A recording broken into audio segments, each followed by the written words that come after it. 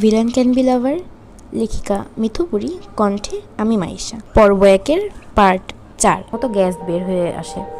মানবটি ঠোঁটের কোণে পৈশাচিক হাসি রেখে বোতলটি উল্টো করে ভেতরে থাকা বিষাক্ত অ্যাসিড ঢেলে দিল লোকটার হাতে। সকল গার্ডরা কান চেপে ধরে লোকটার আর্তনাদের শব্দে। পুরো জঙ্গল কেঁপে উঠল সেই চিৎকার। ঘুমন্ত পাখিরাও সেই শব্দে কেঁপে ওঠে ডানা ঝাপটিয়ে দূর দূরান্তে। শুধু অভিব্যক্ত স্বাভাবিক 3 জন মানুষের। তাদের চোখে মুখে নেই কোনোরূপ বিস্ময়তা, ভঙ্গিমায় স্থির সাবলীল। লোকটা ছোটার জন্য ছটফট করতে থাকে।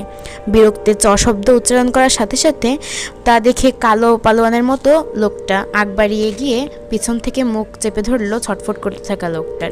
বিছিয়ে রাখা পায়ের উপর পা দিয়ে চাপ দিলে হাড্ডির মটমট শব্দ ভেসে আসে।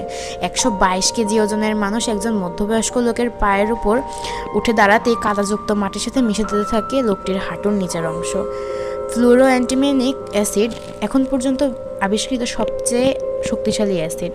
অ্যান্টিমনি ফ্লোরিন এবং হাইড্রোজেন প্রধান উপাদান।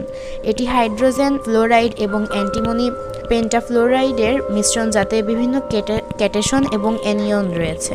এটির পিএইচ শতকরা সালফিউরিক অ্যাসিডের কুইন্টালিন গুণ বেশি। এটির প্রতিক্রিয়া লোকটির হাত থেকে মাংস গলে পড়ছে। গলিত মাংসগুলো কদমা মাটির সাথে মিশে যাচ্ছে তৎক্ষণাৎ। মাংস খুলে পড়তে পড়তে একসময় হাতের হাড্ডি ভেসে উঠল। ছটফটানি কমতে থাকে লোকটার। আশার হয়ে আসে শরীর ছেড়ে দেয় নিস্তেজ ভঙ্গিতে।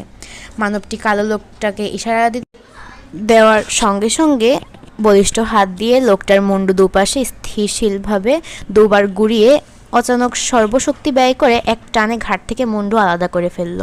নিমিষেই দেহ থেকে পরাণ পাখি উড়াল দিয়ে দূর আকাশে।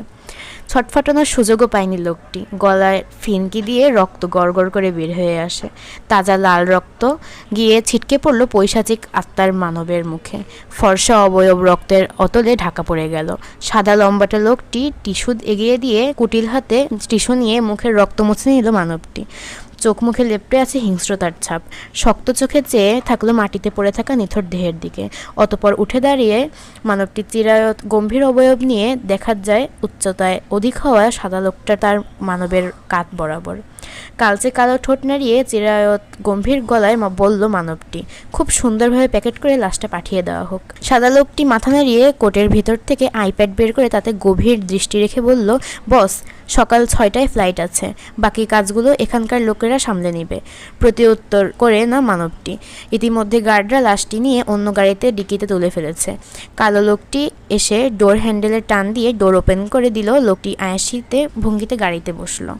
সাদা লোকটি গিয়ে ড্রাইভিং সিটে বসলো। পাশের সিটে কালো লোক।